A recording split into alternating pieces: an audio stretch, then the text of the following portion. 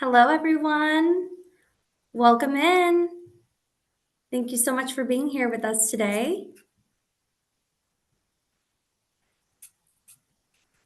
I'm going to go ahead and get us kicked off. We would love to know where you're tuning in from in the chat. Let us know. Welcome to the Beauty of Business webinar series. I'm Shannon at Elite Beauty Society, and I'm super excited to be co-hosting today's session. For those of you who are new to Elite Beauty Society, we provide all-inclusive liability insurance specifically for beauty professionals in the United States. Our goal is to offer top quality coverage while supporting you throughout your career. Along with insurance, we also offer exclusive member benefits like discounts on industry products, continuing education, and more. To learn more, visit elitebeautysociety.com. Now we can jump in. Just a quick reminder that today's webinar will run for about 1 hour and it is being recorded. The recording will be emailed to everyone this week. We encourage you to ask questions, so feel free to use the chat or question and answer feature, and we'll be monitoring both throughout. We'll also reserve the last 10 minutes for a Q&A session. The topic of today's webinar is sanitation and safety essentials for nail pros. Please give a warm welcome to our host, CJ Murray. CJ is the owner of Center for Beauty Salon Supply and brings over 35 years of experience in the beauty industry. She's a licensed nail technician, a former salon owner, an educator, and a distributor of high-quality nail care products. In 2022, she introduced Sachet, her own professional callus care line, which has quickly become a favorite in the industry. CJ has dedicated her career to supporting beauty professionals through education, innovation, and products that truly make a difference. We're so excited to have her here with us today to share her knowledge and passion with all of you. Welcome, CJ, and thank you for tuning in to EBS's Beauty of Business webinar series.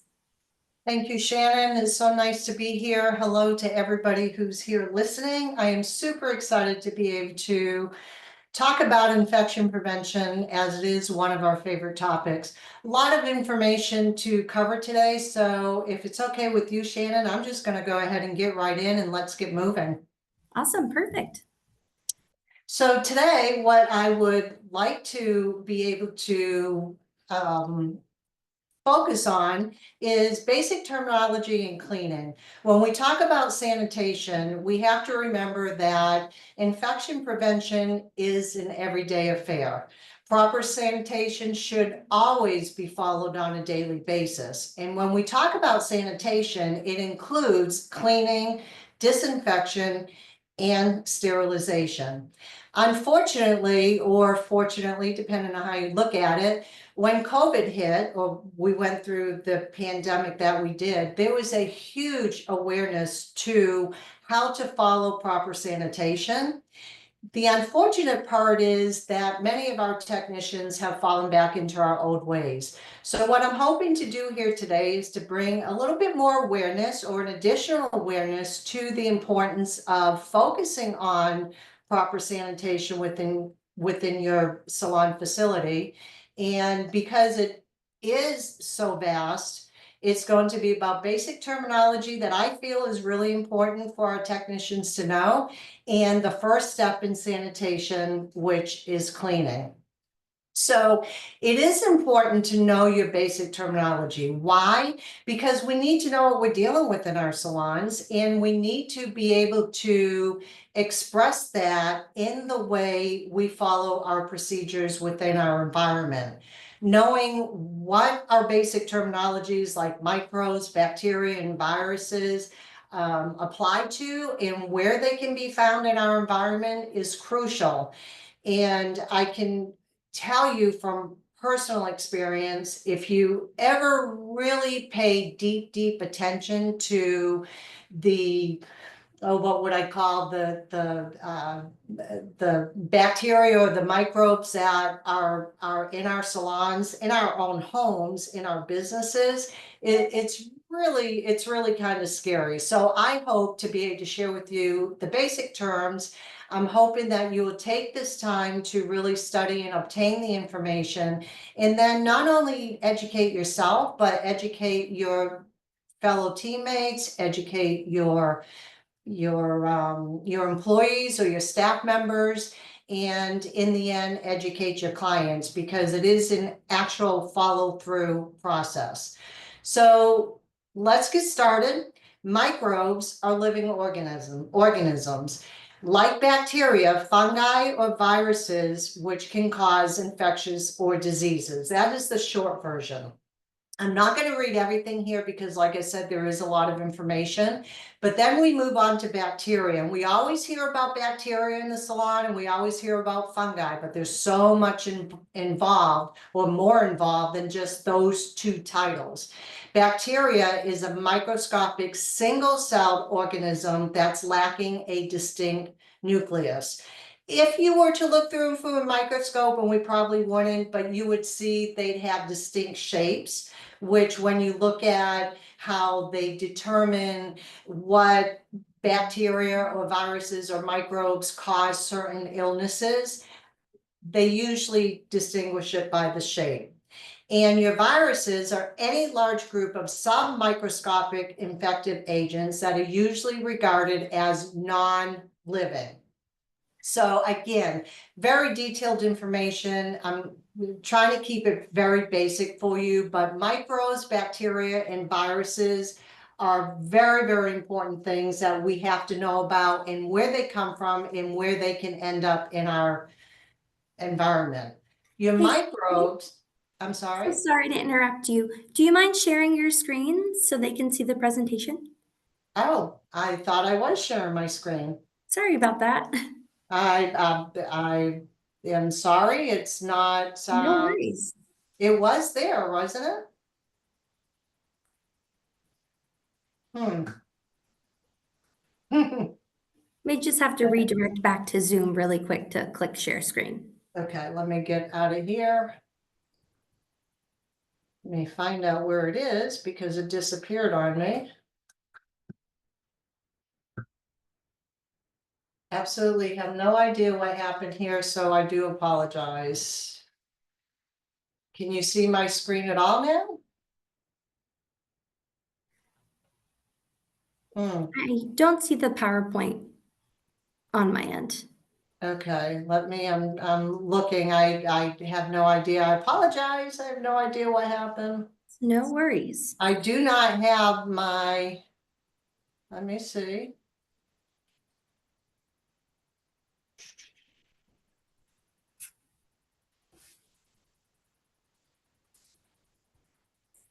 Perfect. No. Okay. Awesome. Looks great. Thank you. Okay. All right, so here's where we go back to, I'm sorry, I'm gonna have to do the different view that we talked about, because I think that's what happened with my system. Is that still okay to see? I know the larger one is better, but Yep. Looks good. okay, okay, good. Thanks, Okay, so Sujan. let's go back to the examples with microbes. Microbes are better known as germs. They can be found all over the salon. They're in our water, they're on our tools, they're on chairs, our tubs, our sinks, people's skins, they're on people's nails, they're on our floors, they're on our door handles. They can only be seen with a microscope. So it's really important to remember that when you have somebody that comes in that might sneeze, and then they touch a door handle, or they took a pen to sign something, that those microbes are all over anything that was touched, and anything where those microbes might have fallen from the air. Bacteria can also be found almost anywhere in the salon, again, including in water, which is why it's a big deal about making sure that we have proper sanitation procedures in our pedicure tubs, on our tools, chairs, tubs, sinks, people's skins, nails, etc. Bacteria can cause infections and make us sick, especially those that are immunocompromised. Viruses, again, they can be found on our equipment, they can be found on our tools. People can also carry viruses such as the HIV virus, shingles, coronavirus, better known as COVID, the flu, and we can easily spread these from person to person. They live by reproducing in cells of other living things, such as humans or animals. They too can cause infections and make humans sick.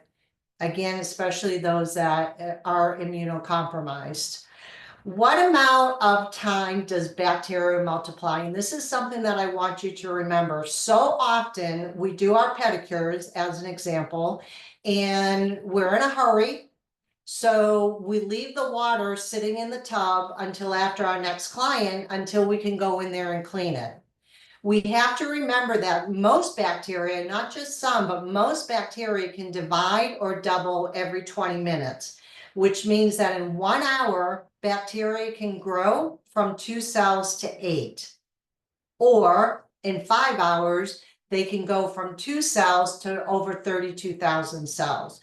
So it's really, really important when we think about, again, not just our pedicure tubs, but let's just say our nail stations. And I'm gonna resort back to COVID because we were so adamant about making sure that we were wiping down the door handles. We were wiping our lamps and our desks between clients. We were wiping all our nail polish bottles.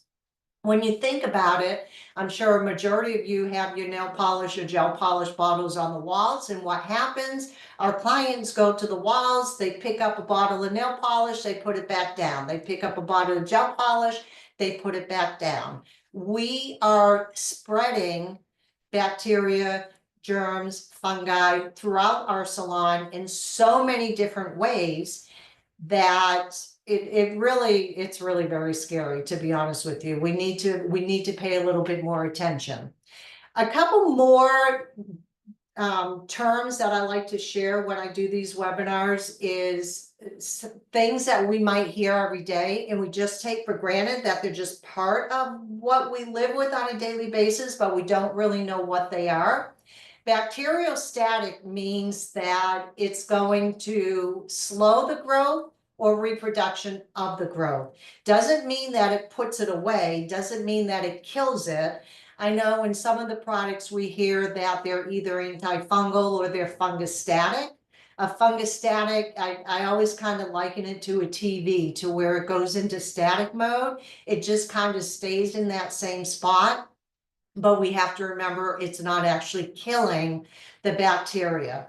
Bactericidal means that it kills bacteria. So when we're looking at mainly disinfection products and we see that it's a bactericidal, or we hear that it's a bactericidal, that means it kills bacteria. It's not killing everything else.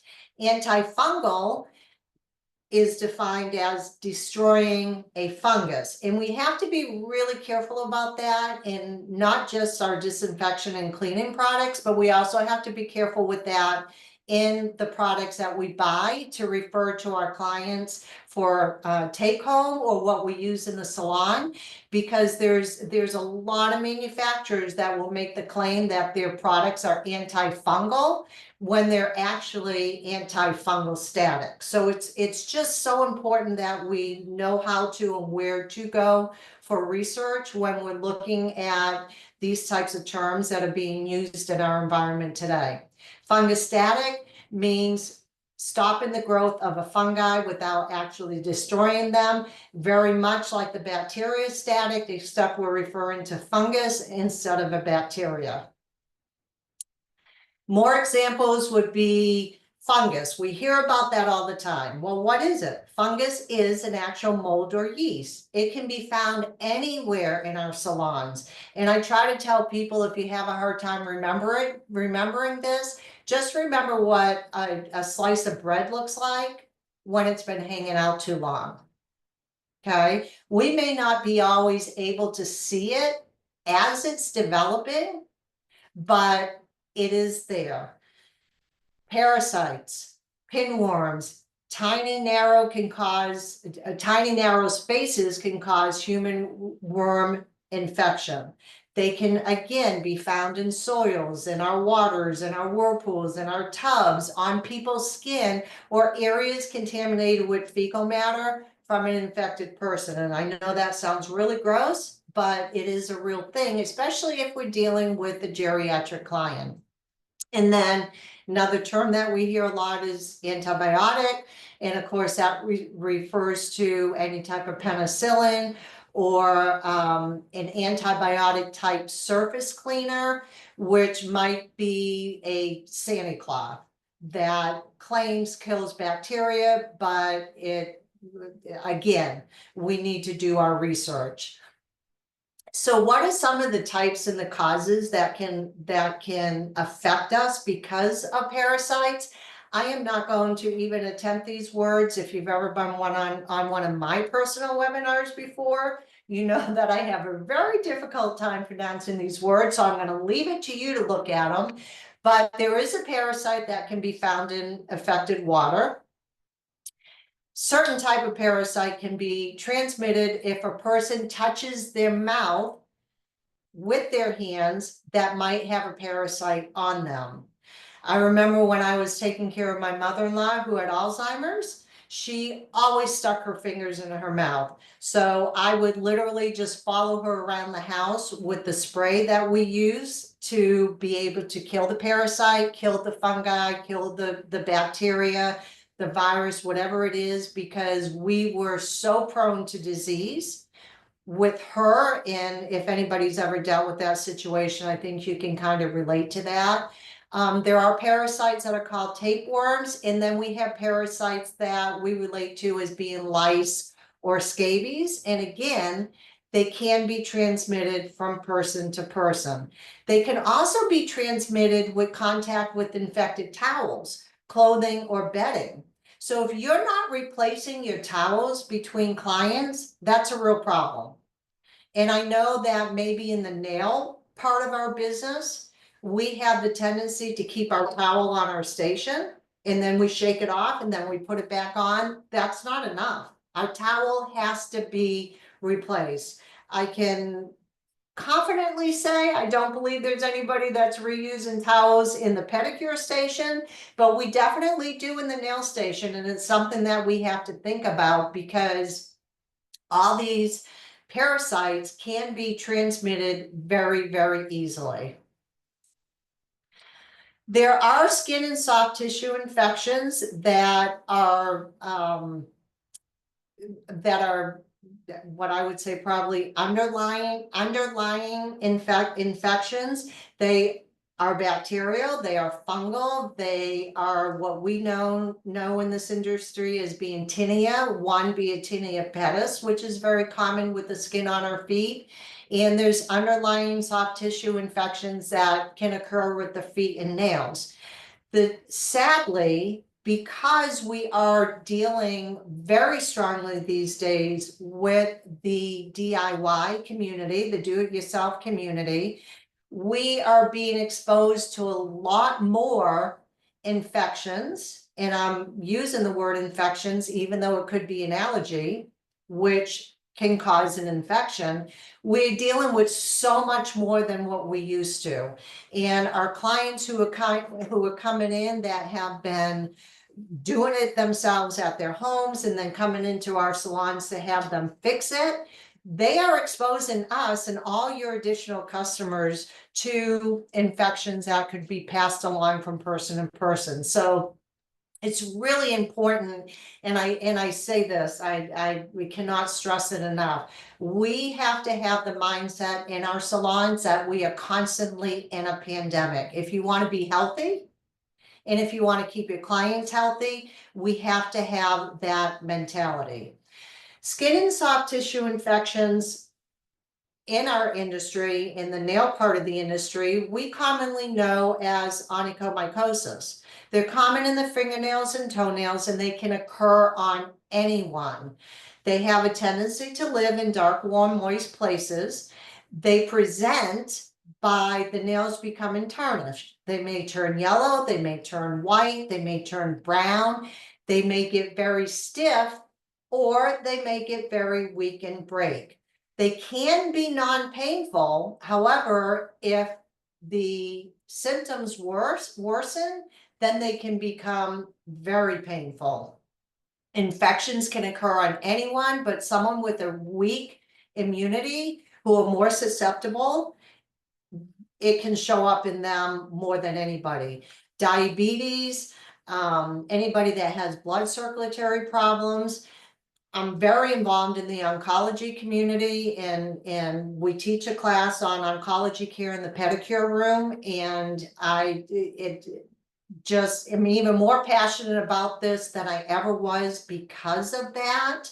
We have to be very, very careful because anything can show up at any time. And I'm finding in talking to my customers lately that it seems like it's more and more and more. And I don't believe that it's a made up thing. I believe that our bodies have been exposed to so much from so many different sources, whether that be food or whether it be external causes, or whether it be from the shots that we've received from COVID. But it is since COVID that we're seeing so much more happening with our clients' nails and with our clients' skin. So if anything that we pay attention to anymore in our salon, I mean, I know a lot of you just love that bling in the bling, and we kind of focus on the nail art and we focus on how pretty things need to be, but we can't lose sight of what is actually happening with our clients, because it's happening a lot more and we need to be very, very careful. Nail infections, any type of infection can be thwarted by maintaining dry, sanitary hands and feet, maintaining short and sanitary nails, avoidance of walking barefoot, and I know a lot of you do that, not sharing your nail tools or any other nail gear with others, and making sure that you are in a safe salon environment and that you're following your proper procedures as dictated by the state's, your state's panel of cosmetology. And quite truthfully, I always say we need to go above and beyond that, because I'm not totally convinced that the people that are on our state boards are really as knowledgeable as we are when it comes to these types of things. So yes, we have to follow their lead in making sure that we're doing what we want them to, what they want us to do. But we also have to be smart about making sure that we go a little bit further in keeping our clients' safety and keeping our team and ourselves safe as well. Prevention is what we can do, and that's why the title of this webinar is called Infection Prevention. And just to give you a little backstory on this information, it took me 3 years to do the research and to put this webinar, which is just a minor portion of my infection prevention manual that we offer here at our distribution. I worked with my nephew, who has he's the next step, a PA. He's the next step down from a doctor. He has gone as far as he can in the infection, or in the field of nursing, if you will, and he studied infectious disease. He wrote his thesis was on infectious disease, and he's been actually published in the medical journals. So I recruited him to provide me with the pertinent information that we need to protect us in our salons.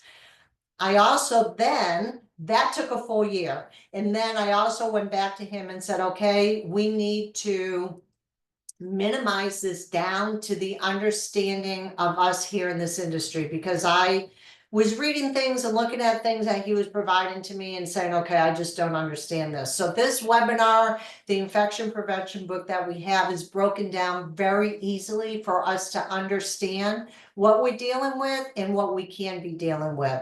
And it's very, very important that we're able to identify what we're dealing with in the salons. We need to know what to do to protect not only ourselves, but our team members and our clients. And we need to be very proud of that knowledge, because I would guarantee you, I would bet anything that if I went to 10 salons, if we were lucky, maybe a third of technicians that I talk to in the salon would really know what full infection prevention is. And I'm not saying that to put anybody down, because I was there. I was there when I had my salon. There were just certain things that I thought I knew that I didn't. And there have been things over the years that I have learned that I'm happy to share with you, because making the mistakes in today's environment is a whole lot different than making the mistake in the environment of 20 years ago. And it's also important that we do follow the manufacturer's instructions on whatever products we use. There's products for cleaning, there's products for disinfection, there's autoclaves for sterilization, and it's important that we follow those instructions.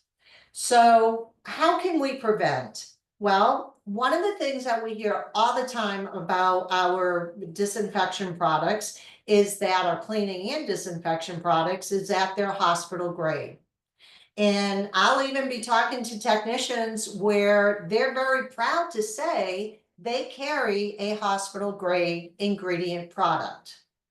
What exactly does that mean?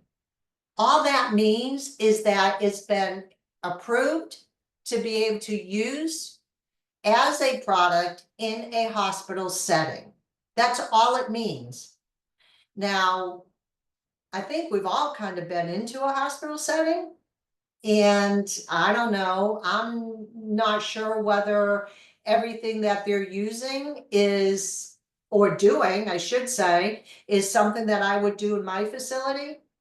I use the example of going to the gym. I mean, I'm constantly, I'm just, it blows my mind, because proper disinfection, and I realize we're on cleaning, but just to prove a point here, proper disinfection means either spraying or using as a solution a disinfection product.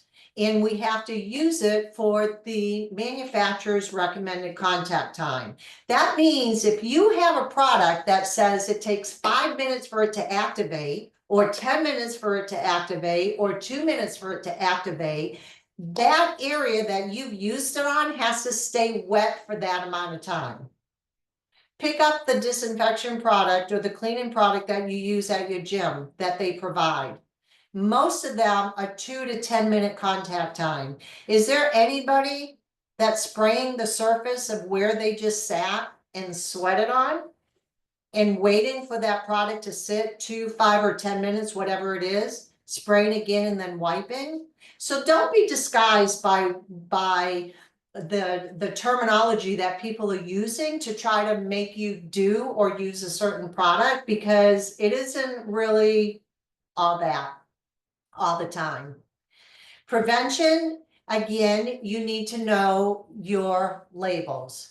You need to know, and it needs to show that they are EPA approved. That are they EPA registered, which is a whole totally different topic. Does it have the pertinent data on your bottles that shows the usage, the ingredients, and the type of organisms it eliminates? All that should be known. You also should know what are your terms. What is cleaning? What is disinfection? What is hospital grade? What is healthcare? How many of you know what the registration number is on the products that you're using? Do you know where to find it? And if you do, then you should be using it in your marketing.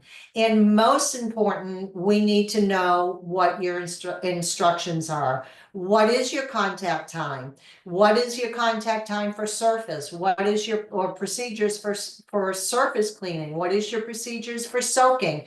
What is the expiration date? Because everything has an expiration date. And more important, what is your mix-in ratio? Because I know there are a lot of products out there that require mixing that always dilutes the efficacy of the product, but are we doing the exact measurement that needs to be done? And if we're not, then we're just spraying and the products aren't doing anything for us. So it's really, really important to know this information if you really want to be 100% abreast on what your sanitation, not only procedures are, but your sanitation ingredients. And I always caution people, there are certain sites that you can look at. We know that we can Google, we can ask Siri, we can ask Alexa, we can ask them all, and we can get 10 different answers. And most of us will Google until we get the answer we want.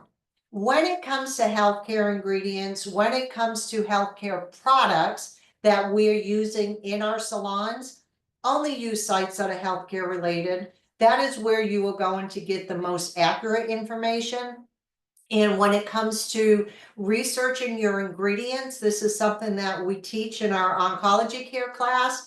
There's only one site that, besides your healthcare sites, that we recommend, and that is Google Scholar. So that's a little tidbit of information for you, because again, you can Google anything and in 10 times and it'll give you 10 different answers.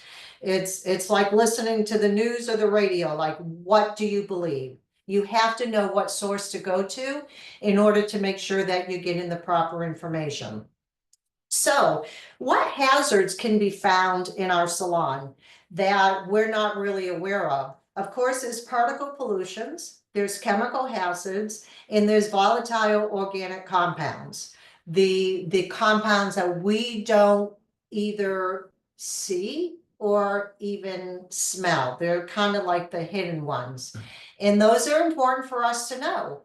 We talk about particle pollution as being dust, soil, soot, or drops of liquid. Okay. There's primary or secondary causes of these particle solutions that can be very harmful to our health. Breathing these particles, they can irritate our bodies in ways that you would never even imagine. And it's important for us to know, and this is part of the cleaning process, but it is important for us to know how all these particle pollutions or these VOCs, how they are coming into the air to where they're affecting our health. And I have a couple of slides on that, so I'm going to hold my words on that. So who does particle pollution affect? It affects everyone. But somebody who has respiratory disorders, asthma, or chronic obstruction of pulmonary disorders, people with cardiovascular disorders, the elderly, infants and children immunocompromised. In short, it affects everyone.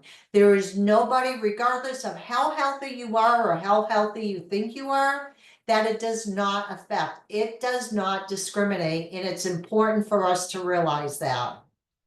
What are some of the health effects that come from particle pollution? Asthma, COPD, which can all lead to shortness of breath. It can irritate our bodies, such as our ocular or auricular systems, our nasal passages, throat, and lungs. We can develop cancer of the lungs, complications with newborns at birth, and it can also cause myocardial infections. Now, I will say that we have to be careful with going into panic mode, because we obviously can't get rid of everything that's in our salon, but there are certain things that we can do, like keeping our waste baskets covered, as an example. There are certain things that we can do with cleaning, which I'll get into here shortly, that will eliminate what might be causing some of the things that are being caused by these particle solutions. Unrealized salon hazards, what can we do? Follow your EPA or air quality index. You know, it's not unusual to have your air quality tested. Very, very important. And I don't know if it's here on the slides, but if it's not, I'm going to share a story with you that really hit home for me. So I hope you stay on, because it's really kind of important when it comes to cleaning in our salons. When pollution levels are high, I mean, I think we can all relate to that, that we need to stay indoors, especially I'm here in Florida. We have allergens that are just absolutely crazy, and they're becoming more and more and more. We need to wear masks where needed. Now, I'm not a big mask person, and I don't judge or condone or even want to offend anybody who does wear a mask. But I do believe that there are certain cases where we should be wearing a mask. And if you're e-filing and you have debris from skin or nails flying up in the air because you don't have the proper ventilation system, you're putting yourself and your clients at risk. So wearing a mask, I really believe, is important in those situations. And of course, avoid places with high productions of particulate matter. Very, very important. Chemical hazards. Chemical hazards are produced from products that contain certain substances which are not good for your health. Chemicals can be inhaled, such as vapors, dust, mist. They can splash into our eyes. They can splash onto our face or our skin. And the exposure level to these chemical hazards will affect everybody differently, as we see with the allergens that are coming from many of the gel products that are being used in the salon today, or should I say many that are being used in our DIY. It is so important, so important that in our salon professional environment, we are using salon professional products, because I know for a fact that you can have a manufacturer produce a product for a salon, and because they're now selling into the DIY market, they will produce a like product for that market. And that's their comeback. Well, it's not the same product. Okay, that's great. However, unfortunately, a lot of our technicians, they are purchasing those products off of Amazon. They're purchasing those products from online, unprofessional sites. And these are the products that are causing the inflammations that we are seeing in the industry. And the long-term effect of that is not only the health hazard, but it really minimizes our industry. It reduces the professional level in our industry. And it's something that, unfortunately, or shall I say, fortunately for me, I'm 38 plus years in this industry. I'm not out yet, but I'm on the other side of the mountain. Many of you are very new in this industry, and by the time you're ready to get to the top of the market or mountain, that climb up is going to be a whole lot more difficult if you don't take the professional route. And I know pricing is important, and I know availability is important, but I am here to tell you, after 38 years in this industry, there are channels for professional products only that have very good pricing and have very good availability. And I encourage everybody to really take the time to look down that route, whether we're talking about nail products or skincare products or products that have to do with the feet, because there is a huge difference, and it will affect the image of our industry moving forward, because it already has. Chemical exposure can add up over time, and it can be repeated due to poor ventilation. Constant contact, again, can trigger hypersensitive responses to the body, and some of this is repeat, but there's a reason for that, because we need to understand what we're dealing with, what is the unseen that we're dealing with. Things like, why are we getting rashes? Why do our eyes itch? Why is my nose stuffy? Why am I breaking out around my mouth? Because I'm constantly touching my face. There are chemical reactions that can be triggered in every environment within our salon. And we need to be very aware of this, and we need to know what we can do to stop that from happening. Chemical exposure can occur when scrubbing tools and implements at the sink. And this is where I wanted to use this to, this is where I wanted to explain what I'm talking about here. We deal with the manufacturer of disinfection products that works out of Canada. Very, very bright people. Dean, the owner of the company that we deal with, rest in peace because he has since passed away. Very, very, very brilliant chemist. He was called into a facility in Canada that treats their implements very similar to the way that we treat ours. We take our tools after a client and we go to the sink and we scrub. Okay, we scrub with the soap, and in most cases, most people aren't scrubbing long enough. Remember the whole 20-second rule during COVID? Happy birthday, sing the ABCs. Do you do that when you clean your tools at the sink? No, we're going in and we're scrubbing, and we're rinsing, and we're setting them aside. They had a facility, it was a medical facility. As I said, they treated their implements the same way we did. They noticed over a period of time, it came to their attention that everybody in their facility had something. They had headaches, they had a stuffy nose, they had scratchy eyes, they could feel a little tickle in their throat, and somebody decided that there was a problem. They called in drywall people, they called in carpet people, they called in air conditioning people, and nobody could find any relation to what was happening to their environment that was causing these types of common problems that was happening with all their employees. So they called in Dean. Dean came in, and what he discovered was that, think about this, when we go to the sink and we scrub our tools, all that debris from our tools is going down the drain. Now, we have to make sure that we're sudsing up, because it's the bubbles from the suds on the tools that are grabbing everything that's on our implements and causing it to go down the sink. That's all fine and great. But what happens is we have a P-trap. So we have our piping under the sink that typically comes down, and then it comes into a curb. And that curb there is called a P-trap. Not everything gets through it. There is water that will rest on the bottom of that P-trap. And in that water is all the debris that we've sent down the drain.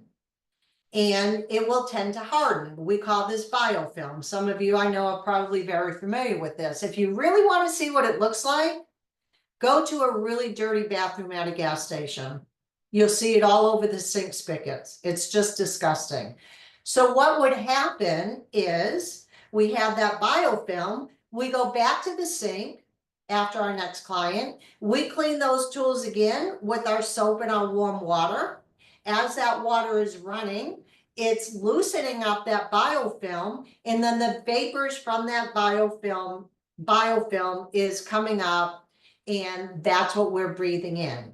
So it isn't just ammonia, it isn't just bleach, it's what we are doing at the sink with our implements that is causing potential harm to our respiratory system and many other things. As I said, stuffy nose, headaches, scratchy eyes, etc. So it's really important to think about that in your salon environment. And there are things that we can do to eliminate that. Not part of the webinar here, but I will get into that a little bit longer. So concentrations of VOCs are higher indoors compared to outdoors, which makes sense because it's in an enclosed environment. And I know we're going to be running out of time, so I want to make sure I get through this. As Shannon said, we will be passing along the link to this webinar within a week. So some of the things that I'm going through here really quickly, you'll have the opportunity to listen to and look at with a little bit more detail as well. So unrealized salon hazards again. The extent and nature of health effects depend on many factors, such as the length of time and exposure to the products and the amount of exposure that we are receiving. Irritation, again, to our nasal systems, our larynx systems, headaches, feeling sick, can cause many things, even to the extreme injuries to our kidneys and our liver, allergic reactions to the skin, shortness of breath, which can lead into fatigue, vomiting, nosebleeds, and dizziness. So I'm going to encourage you that if you are feeling any of these, or you know of anybody that's feeling these within your salon environment, then you really need to go in, I would suggest, go in and reevaluate your sanitation problems, because chances are, unknowingly, what you're doing may be causing these problems. So what can we do? Again, proper ventilation, provide fresh air. There are certain chemicals like formaldehyde that has been removed from many of our sources, but make sure your products don't have that. Throw away your unused, old, or lightly used containers, because gases can leak from these containers even if they are closed. And again, certain things that you can do, you can keep your waste baskets covered. Make sure that you don't have a water bottle on your desk when you're filing.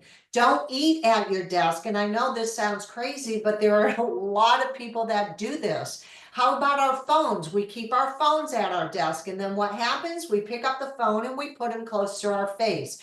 There are just so many little things that we can do to reduce our exposure, to keep ourselves, again, our team members and our clients healthy. OSHA came around for a reason. A lot of people don't understand that their particular job is to assure that our environments are safe and healthy for men and women. It doesn't matter what industry you're in. Every industry is going to have its own reason why they need OSHA or what OSHA is looking for. But OSHA is something that we can talk with at a later time, or you can look in more detail. But some of the examples of the products and effects that OSHA does look at is our acetone, our fingernail glue or glue remover, our nail polishes, nail polish remover. Again, the ingredient, the depuphylates in our nail polish, ethyl acetate in our nail polish remover, fingernail glue, ethyl methacrylates in our artificial nail liquids. We have to be very, very careful with some of the products that are coming out now that even are considering themselves as medical grade 1, they do have concentrates of ethyl methacrylates in them. So it's important that you know what is in your products. Formaldehyde, again, in nail polish and nail hardeners. Your isopropyl acetate, which is a lot of your alcohols, your methacrylate acids that go into your nail primers. I mean, there's just so much that we are dealing with in our salons, and many of them are in the least expensive, cheapest brands that you can get. So money or cheap products is not your friend. You may think you're saving money, but you may in fact be destroying your health in the meantime. So I just encourage you to really pay attention to what you have in your salons. Your quats, these are found in disinfection products. Watch what you're using. There are many brands out there that are carcinogenic. Is it going to happen overnight? Absolutely not. But if you're in this industry for any length of time and you are using products that have these ingredients in them that are detrimental to your health, trust me, it will eventually catch up. And I think if you talk to anybody that's in this industry, they will tell you that it has caught, or in this industry for a long time. they will tell you that it does catch up with them. You can see the list of chemicals and their effects at the OSHA website. It's written here on the bottom of the page, but again, this will be emailed to you at a later time this week, so you have a little bit more time to get that information. So when it comes to OSHA, I know that it's impossible for us to look up everything. However, one of the things that I know, and I can speak because I talked to many, many people about this, is that many of you do not have your material safety data sheets on hand with every single product you use. And it is very, very important to have that. Not only are you required, and I'm going to say in most states, because I don't know if it's in all states, but I'm going to jump on the limb here and say that it is required in all states that you have your SDS sheets available. And it's also important because what if you do have a reaction on you or your client in the salon? What are you going to refer to know what to do? Because the SDS sheets will educate on what to do. It tells you how to store. It will list all in any ingredients that are in it. It will talk about the contact and what you can do should you be exposed to something that you have a reaction to. So very, very important that you have this information in your facility.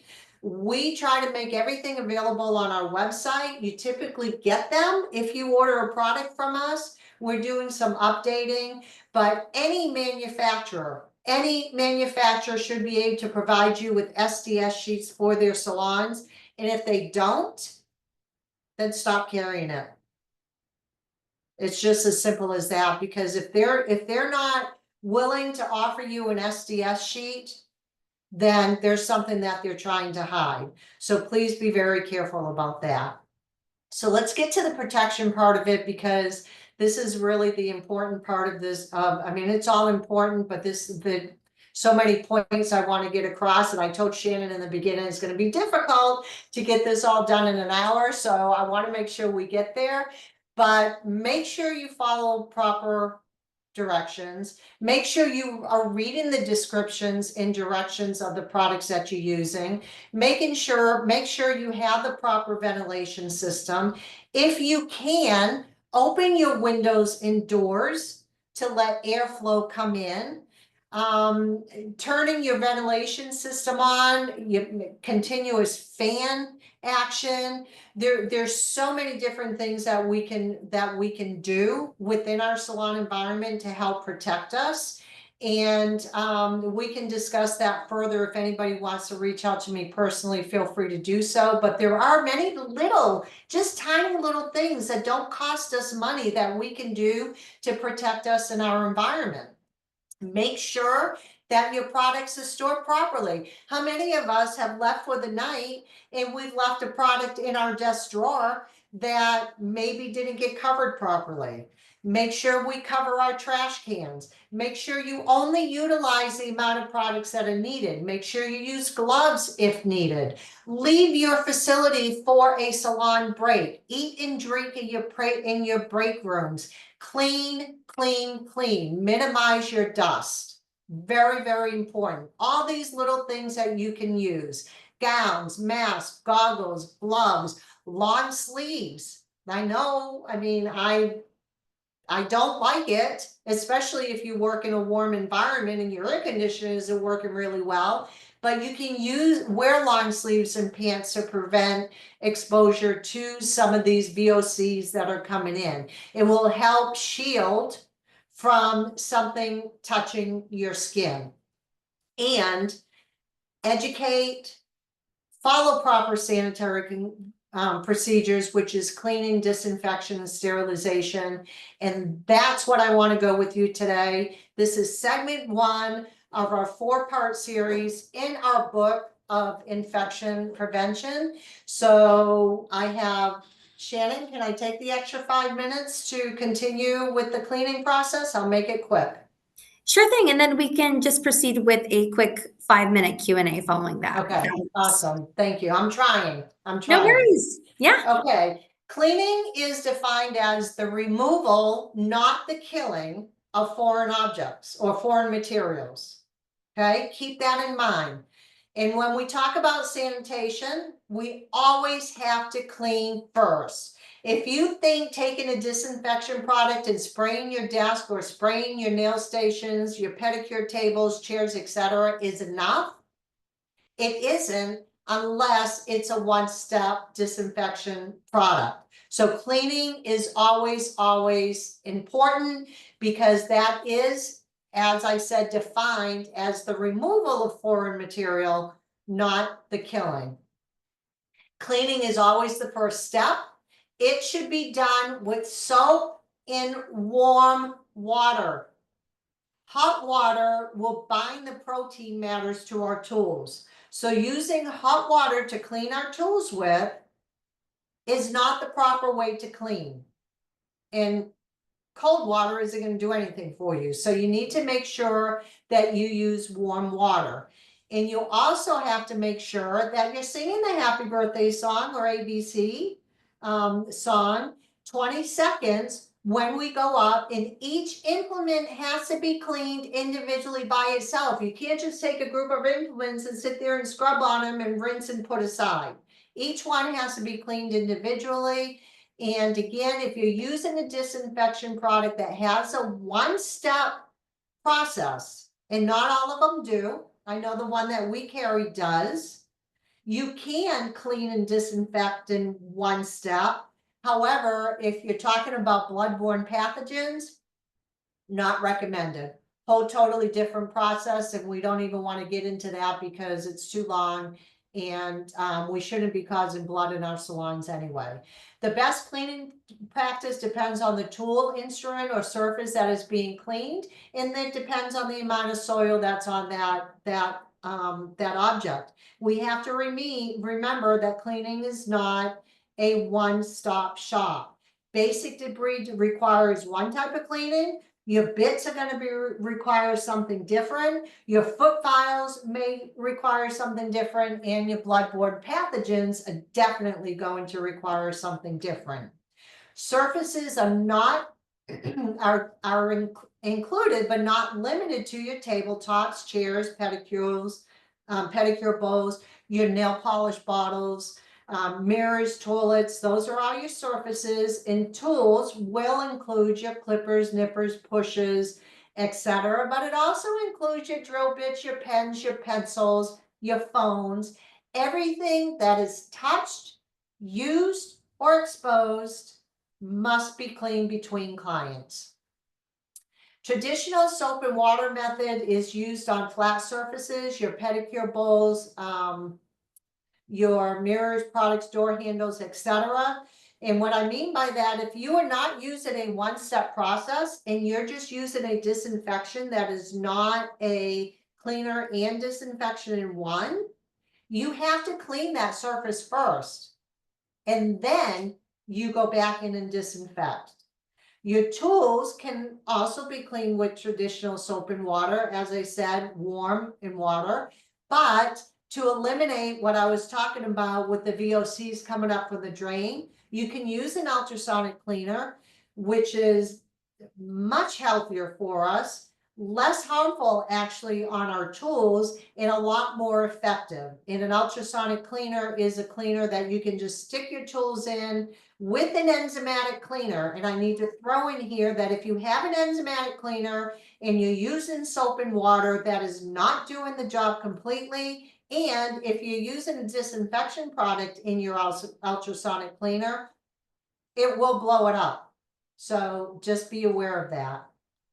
Studies have introduced to us that the traditional scrubbing that we do at the sink, as I said earlier, is causing an array of problems. Why? Because of the biofilm that can settle in our drains, in our P-traps, and that's why the old style pedicure tubs have really become obsolete, because they were just backwashing. The water was going in and out of the same thing, out of that same pipe. So all that biofilm was coming back in, and that's why we were seeing such an influx of infections in our clients, which is what eventually eliminated our traditional old-time pedicure tubs. The benefits of using an ultrasonic cleaner, the benefits of cleaning properly is it's healthier, you have time savings, and you have dollar savings. So what should be cleaned? Everything. That is your salon procedure. Everything. Again, as I said, you need to go back to the pandemic. And you need to treat your salon like we did during the pandemic. There's no other explanation. We have to make sure that we are following proper procedures in an effort to keep us safe and our clients safe as well. And I tell you, I mean, I've been saying this for a long time, but it just keeps getting stronger and stronger. We are in a sue happy society. The slightest thing, people will come back to you because they got an infection. They will come back to you because something happened to them with their health. I've seen it. I have heard it. I have talked to many clients about it. I have been an expert witness in attorney cases over it. It is very, very important to make sure you are following your proper procedures. So a lot of this is repeat here. I'm just going to go ahead and finish up with some references. And again, Shannon, this will all be on the PowerPoint that you send to them at the end. And I just want to say thank you to all of you. I always thank my nephew because he did an amazing job with getting me the information on this, and I had a lot of help. Three-year process, and this is just a tiny bit of it. So Shannon, the floor is yours. Awesome. Thank you so much, CJ. This was amazing information. Thank you to everyone for being here. We are running a little bit over, so we will have just a couple minutes for a brief Q&A, but then we will wrap up. But just to let you guys know again, we will be providing all the slides and this recording via email, so you will be receiving all this information, as well as CJ's direct email and her website as well. So again, if we have a couple of questions, we can just get to just a couple. So are we receiving a copy of the material? Yes. Are we able to get a completion certification or some proof that we took the infection prevention course? So in our book, there is the opportunity to, yes, get a certification. And the way that I designed the book is that you buy it once and everybody in your salon has the opportunity. It's non-product specific. So yes, there is the opportunity for certification through the manual. Awesome. Thank you, CJ. We have a lot of comments just saying thank you so much. This is great, so informative. Maria said, what a great class. Thank you, CJ, and thank you also to your team. We also had a question from Mariah, where can we get the book? We will be linking in the follow-up email where you can purchase along with a special discount. So we will follow up with that information via email. Yep. All right. We have a question from Athena. Is there a particular one-step cleaner / disinfectant that you recommend? Well, of course, because we carry one here. It's called BioSurf by Microlium. It's made of pure grain ethanol, which is actually the same ethanol that they purchased to make Grey Goo vodka with. So it's very clean. And yes, it is a one step, and it's also effective for 7 to 10 days. So it's medical grade, comes from the dental industry. And it's called Microlium or BioSurf by Microlium, and it is available on our website. Awesome. Perfect. And we did have a couple more questions, but we do have to end the webinar. I will again be including CJ's email in the follow-up. So if you do have any specific questions, feel free to reach out to her directly. Thank you so much, CJ, again for your time and bringing forth your knowledge to everyone here. And thank you, everyone, for tuning in to the Beauty and Business webinar series. Thank you so much. Shannon. Thank you, everyone. Bye, everyone. Bye.